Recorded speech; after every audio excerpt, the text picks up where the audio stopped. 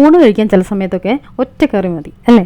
ആ കറി കുറച്ച് നല്ല ടേസ്റ്റി ആണെന്നുണ്ടെങ്കിൽ ആ ഒരൊറ്റ കറി വെച്ചിട്ട് നമുക്ക് ഊണ് കഴിക്കാം. പക്ഷേ എന്തൊക്കെ പറഞ്ഞാലും ഇപ്പം ഞാൻ കാണിക്കുന്ന ഈ ഒരു വെജിറ്റബിൾ മിക്കവാറും ആൾക്കാർക്കൊന്നും ഇഷ്ടമല്ല. കാര്യം അത് വെച്ചിട്ട് എന്ത് തയ്യാറാക്കിയാലും ഇഷ്ടമുള്ളവരുണ്ട്, ഇഷ്ടമില്ലാത്തവർ ഒത്തിരിയുണ്ട്. പക്ഷെ അതിന് ഈ രീതിയിലൊക്കെ ആക്കി മാറ്റിക്കഴിഞ്ഞാൽ മെയിനായിട്ട് എന്താണെന്നറിയോ, ഈ വെജിറ്റബിൾ ഇതിൻ്റെ ഉള്ളിൽ ഉണ്ടെന്നുള്ളത് ഒന്നാമത്തെ കാര്യം അറിയില്ല. അപ്പോൾ ഈ വെജിറ്റബിൾ ഇതിൻ്റെ ഉള്ളിൽ ഉണ്ടെന്ന് അറിഞ്ഞാൽ മാത്രമല്ലേ പ്രശ്നമുള്ളൂ. ഉണ്ടെന്ന് അറിഞ്ഞില്ലെങ്കിൽ യാതൊരു പ്രശ്നവുമില്ല. നല്ല ടേസ്റ്റി ആയിട്ടൊരു കറിയാണ് തയ്യാറാക്കുന്നത്. നമ്മുടെ പച്ച കളറിലുള്ള ആ ഒരു വഴുതനങ്ങയില്ലേ, അത് വെച്ചിട്ട് ആ ഒരു ഗ്രീൻ ബ്രിഞ്ചോൾ വെച്ചിട്ടാണ് തയ്യാറാക്കുന്നത്. അപ്പോൾ അതിനായിട്ട് ഇത് പെട്ടെന്ന് തയ്യാറാക്കാൻ വേണമല്ലോ. സാധാരണ ഇതിന് എങ്ങനെയാണെന്ന് വെച്ച് കഴിഞ്ഞാൽ ഒന്ന് എണ്ണയിൽ വഴറ്റുകയൊക്കെ ചെയ്തത് ഈ ബ്രിഞ്ചോൾ എല്ലാവർക്കും അറിയാമല്ലോ. അപ്പോൾ ഇതിനെ നമുക്ക് ഇങ്ങനെ നീളത്തിൽ കട്ട് ചെയ്തെടുക്കാം. അപ്പോൾ ഇങ്ങനെ ഈ ഒരു ഐറ്റം വെച്ചിട്ട് എന്ത് തയ്യാറാക്കിയാലും അപ്പോൾ ഇതിങ്ങനെ കാണുകയാണെന്നുണ്ടെങ്കിൽ ഇങ്ങനെ കഴിക്കുകയൊന്നുമില്ല. മിക്കവാറും ആൾക്കാർ എടുത്ത് കളയാറാ പതിവ്. അപ്പോൾ അങ്ങനെ എടുത്ത് കളയാതെ ഇത് വെച്ചിട്ടും അതിനെ നല്ല രസകരമായിട്ടുള്ള നമ്മുടെ സാധാരണ വഴുതനങ്ങ വെച്ചിട്ട് തീയലൊക്കെ തയ്യാറാക്കും. സാധാരണ വഴുതനങ്ങ വെച്ചിട്ട് ഒരുപാട് കറിയും മെഴുക്ക് പുരട്ടിയും അതുപോലെ ഫ്രൈ ചെയ്തൊക്കെ എടുക്കാറുണ്ട്. ഇതും അതുപോലെ ഫ്രൈ ചെയ്തൊക്കെ എടുക്കാം. പക്ഷേ എങ്കിൽ പോലും ഇത് മാത്രമായിട്ട് ഇപ്പോൾ നമ്മളൊരു കറി റെഡിയായി കഴിഞ്ഞാൽ അങ്ങനെയൊന്നും അധികം ആൾക്കാർ കഴിക്കാറൊന്നുമില്ല കേട്ടോ. പക്ഷേ ഇതിന് നമുക്കിനി ഇങ്ങനെ തയ്യാറാക്കി നോക്കാം. അതായത് ഇതിന് ഇതുപോലെ കട്ട് ചെയ്ത് ഒന്ന് കഴുകിയെടുത്തതിന് ശേഷം ഈ കുക്കറിലോട്ട് ഇട്ട് കൊടുത്ത് കുക്കറിൽ കുറച്ച് മഞ്ഞൾപ്പൊടിയും ഉപ്പും കൂടെ ചേർത്തതിന് ശേഷം ഉണ്ടല്ലോ ഒരു 2 വിസിൽ മതിയേ. ഇത് പഞ്ഞി പോലെ ആയി കിട്ടും. പിന്നെ നമ്മൾ സ്പൂൺ കൊണ്ടൊന്ന് തൊട്ട് കഴിഞ്ഞാൽ മതി, നല്ല പോലെ അതിങ്ങനെ സ്മാഷായി പോകും. സ്മാഷ് ആവുമെന്ന് പറഞ്ഞു കഴിഞ്ഞാൽ ഒരു തരി പോലും ഇതിൻ്റെ തോലോ അല്ലെങ്കിൽ ഇതിൻ്റെ കുരുവോ അല്ലെങ്കിൽ ഇതിൻ്റെ മാംസം ഒന്നും ആരും അറിയില്ല. ആ രീതിയിലായി വരും. അപ്പോൾ നമുക്ക് കുക്കറിൽ അത് വേഗം വെക്കാം. ഇനി വേണ്ടത് നാളികേരമാണ്. അപ്പോൾ നാളികേരം വറുത്തരച്ചിട്ടുള്ളൊരു കറിയാണ് ഇത് വെച്ച് തയ്യാറാക്കുന്നത്. ഒരൊറ്റ വെജിറ്റബിൾ വെച്ചിട്ടാണ് ഇത് തയ്യാറാക്കുന്നത്, വേറെ ഒന്നും എടുത്തിട്ടില്ല. അപ്പോൾ നമുക്ക് തേങ്ങ ഇതുപോലെ കട്ട് ചെയ്തതിന് ശേഷം ചിരവയൊന്നും വേണ്ട, ഇതുപോലെ കട്ട് ചെയ്ത് ചെറിയ പീസാക്കി എടുക്കുക. അതിനുശേഷം ഒന്ന് മിക്സിയിൽ ചതച്ച് കഴിയുമ്പോൾ തേങ്ങ നല്ല ചിരകിയ പോലെ കിട്ടും. അപ്പോൾ ഇതുമാതിരി കിട്ടിയതിന് ശേഷം ഇനി ചെയ്യേണ്ടത് നമുക്ക് വറുക്കുന്ന പരിപാടിയാണ്. തേങ്ങ നന്നായിട്ട് വറുക്കണം. നന്നായിട്ട് എന്ന് പറഞ്ഞാൽ നല്ലതായിട്ട് വറുത്ത് കിട്ടുക. അപ്പോൾ അതിലായിട്ട് കുറച്ച് എണ്ണ ഒഴിച്ച് ആ എണ്ണയിലേക്ക് എണ്ണ എന്ന് പറഞ്ഞാൽ ഒരു ജസ്റ്റ് ചെറിയൊരു പെട്ടെന്ന് ഫ്രൈ ആവാൻ വേണ്ടിയിട്ട് ഒഴിക്കുന്നതേ ഉള്ളൂ. അല്ലാതെ ഇതിൽ എണ്ണ ഒഴിക്കാതെ തന്നെ വറുക്കുന്നതാണ് ഏറ്റവും നല്ലത്. അപ്പോൾ എണ്ണ കൂടെ ഒഴിച്ചപ്പോൾ കുറച്ചുകൂടെ വേഗം ഇങ്ങനെ ഫ്രൈ ആയി കിട്ടും. അതിന് വേണ്ടിയിട്ടാണ് കുറച്ച് ഒരു സ്പൂൺ പച്ച വെളിച്ചെണ്ണയോ എന്തെങ്കിലും ഒഴിച്ചു കൊടുക്കുക. പിന്നെ എണ്ണ ഒഴിക്കാതെ തന്നെ ഫ്രൈ ചെയ്യുകയാണെങ്കിൽ കുറച്ച് സമയം എടുത്ത് ചെയ്തെടുത്താൽ മതി. ഇനി അതിലേക്ക് കുറച്ച് മഞ്ഞൾപ്പൊടിയും പിന്നെ അതിന് ശേഷം നല്ല എരിവുള്ള മുളക് പൊടിയാണ് ഇപ്പോൾ ചേർക്കുന്നത്. എരിവുള്ള മുളക് പൊടിയും തേങ്ങയും മഞ്ഞൾപ്പൊടിയൊക്കെ നന്നായിട്ട് ഫ്രൈ ആയി കിട്ടിയതിന് ശേഷം പിന്നെയും കളർ കുറവാണെങ്കിൽ മാത്രം കാശ്മീരി ചില്ലിയോട് ചേർത്ത് കൊടുക്കാം. ഇല്ലാന്നുണ്ടെങ്കിൽ ഈ ഒരു കളർ ഇഷ്ടമാണെങ്കിൽ ആ കളർ തന്നെ ചെയ്യാം. നല്ല ഡാർക്ക് ബ്രൗൺ കളർ വേണ്ടവർക്ക് നന്നായിട്ട് ഫ്രൈ ചെയ്തെടുക്കാം. അല്ല ഒരു മീഡിയം ബ്രൗൺ കളർ മതി എന്നുണ്ടെങ്കിൽ ആ ഒരു മീഡിയം ബ്രൗൺ കളറിലാക്കിയെടുക്കാം.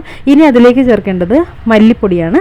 മല്ലിപ്പൊടിയും കൂടി ചേർത്ത് വീണ്ടും ഇത് നന്നായി പച്ചമണമൊക്കെ മാറുന്നവരെ, അതായത് പച്ചമണം മല്ലിപ്പൊടിയുടെയും ഈ ചുവന്ന മുളകിൻ്റെയും ഒക്കെ മാറി അതുപോലെ തന്നെ തേങ്ങയുടെയും ആ ഒരു വെള്ളത്തിൻ്റെ അംശം കംപ്ലീറ്റ് പോയി നന്നായിട്ട് ഫ്രൈ ആയി കിട്ടണം. അപ്പോൾ ഫ്രൈ ആയി കുറച്ച് നേരം കഴിയുമ്പോൾ കളറൊക്കെ മാറി വേറൊരു കളറായി വരും. ഇതേ കണ്ടില്ലേ, നല്ല രസമുള്ള ഈ ഒരു കളറായിട്ട് വരും. ഇനി അതിലേക്ക് കുറച്ച് കാശ്മീരി ചില്ലി ചേർത്ത് കൊടുക്കാവേ. കുറച്ചുകൂടെ നല്ല ഡാർക്ക് റെഡ് ആവാൻ വേണ്ടിയിട്ട് കാശ്മീരി ചില്ലി കൂടെ ചേർത്തിട്ടുണ്ട്. ഇനി നമുക്ക് അതിലേക്ക് ചേർക്കേണ്ടത് കുറച്ച് ഉലുവയാണ്.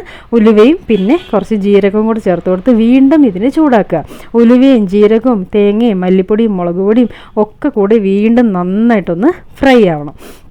ഇത് നല്ല കറക്റ്റ് പാകത്തിന് ഫ്രൈ ആയി കഴിയുമ്പോൾ അതിലേക്ക് കുറച്ച് കറിവേപ്പിലോട് ചേർത്ത് കൊടുക്കും. കറിവേപ്പില ചേർക്കുമ്പോൾ അറിയാമല്ലോ, ഫ്ലേവർ കുറച്ചുകൂടെ കൂടും, ടേസ്റ്റ് നന്നായി കൂടും, നല്ലൊരു മണവും വരും. ഇത്രയായി കഴിഞ്ഞാൽ വീണ്ടും നല്ല പാകത്തിനായി ഇതിനെ ഒന്ന് അരച്ച് നമുക്ക് റെഡിയാക്കി എടുക്കാം. ശേഷം ഒരു ചട്ടി വെച്ച് ചൂടാകുമ്പോൾ അതിലേക്ക് കുറച്ച് എണ്ണ ഒഴിച്ച് കൊടുക്കുക. പിന്നെ അതിലേക്ക് കടുക് ചേർത്ത് കടുക് നന്നായി പൊട്ടിക്കഴിയുമ്പോൾ അതിലേക്ക് ചുവന്ന മുളകും കറിവേപ്പിലയും ചേർത്ത് കൊടുക്കാം. ഈ ചുവന്ന മുളകും കറിവേപ്പിലയും ചേർക്കുന്നതിൻ്റെ ഒപ്പം തന്നെ ഇതിലേക്ക് ഒരു തക്കാളി കട്ട് ചെയ്തതും കൂടെ ചേർത്ത് കൊടുക്കാം. അപ്പോൾ തക്കാളി കട്ട് ചെയ്ത് ചേർത്ത് കഴിഞ്ഞാൽ പിന്നെ ഈ തക്കാളി ജസ്റ്റ് ഒന്ന് ചൂട് ആയിക്കഴിഞ്ഞാൽ ഒരുപാട് വെന്ത് കുഴയാൻ നിൽക്കേണ്ട. അത് സാധാരണ അരപ്പിൻ്റെ ഉള്ളിൽ തന്നെ കിടന്നിട്ട് നന്നായി കുഴഞ്ഞ് കിട്ടും. അപ്പോൾ ഒരു തക്കാളിയും ചേർത്തിട്ടുണ്ട്. ഇനി നമുക്ക് ചേർക്കേണ്ടത് നമ്മൾ നേരത്തെ വേവിച്ച് വെച്ചിട്ടുള്ള ഒരു വഴുതനങ്ങയില്ലേ, ഒരു 2 വിസിൽ മതി. കണ്ടില്ലേ, നല്ല പഞ്ഞി പോലെ വെന്തിട്ടുണ്ട്. ഇതിനെ ഇനി സ്പൂൺ കൊണ്ട് തൊട്ടാൽ തന്നെ അതിങ്ങനെ ഉടഞ്ഞ് കുഴഞ്ഞ് ഇതിൻ്റെ ഉള്ളിലങ്ങ് ചേരുകയാണ്. ഓക്കെ, അപ്പോൾ ഇതിലോട്ട് നമുക്ക് ആ ഉണങ്ങിയ മാങ്ങയില്ലേ, ഉണക്കി വെച്ചിട്ടുള്ള മാങ്ങ ചേർത്ത് പോകും. ഇങ്ങനെയുള്ള കറിയൊക്കെ തയ്യാറാക്കുമ്പോൾ ഈ നമ്മൾ ഉണക്കി വെച്ചിട്ടുള്ള മാങ്ങയും കൂടി ചേർത്ത് കൊടുത്തു കഴിഞ്ഞാൽ നല്ല ടേസ്റ്റ് ആയിരിക്കും. അതിനുശേഷം നമ്മൾ അരച്ച് വെച്ചിട്ടുള്ള തേങ്ങയുടെ മിക്സോട് ഇതിലേക്ക് ചേർത്ത് കൊടുക്കുക.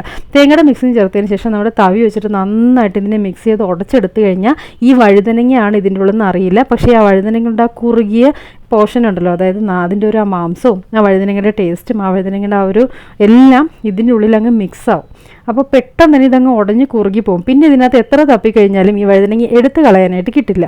അത് തന്നെയാണ് നമുക്ക് വേണ്ടതും. നല്ല കുറുകിയ ചാറോട് കൂടിയ ആ ഒരു വഴുതനങ്ങ കറിയാണിത്. പക്ഷേ വഴുതനങ്ങയാണെന്ന് അറിയുകയില്ല. ആ രീതിയിൽ എല്ലാവരെയും കഴിപ്പിക്കാനും പറ്റും.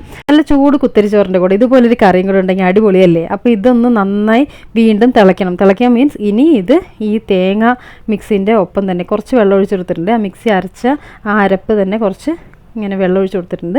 ഇനി ചേർക്കേണ്ടത് പുളി പിഴിഞ്ഞതാണ്. അപ്പോൾ അതിന് മുമ്പായിട്ട് ഇതൊന്ന് തിളയ്ക്കണം. ഇതൊന്ന് തിളച്ച് വന്നിട്ട്, അതായത് നമ്മുടെ തക്കാളി ഇതിൽ ഫുള്ളായിട്ട് വെന്തിട്ടില്ല. ഈ തക്കാളി വേകുന്നതിൻ്റെ ഒപ്പം തന്നെ നമ്മുടെ വേവിച്ച് ചേർത്തിട്ടുള്ള വഴുതനങ്ങ ഫുള്ളായിട്ട് ഇതിൽ സ്മാഷായി മാറുന്നതാണ്.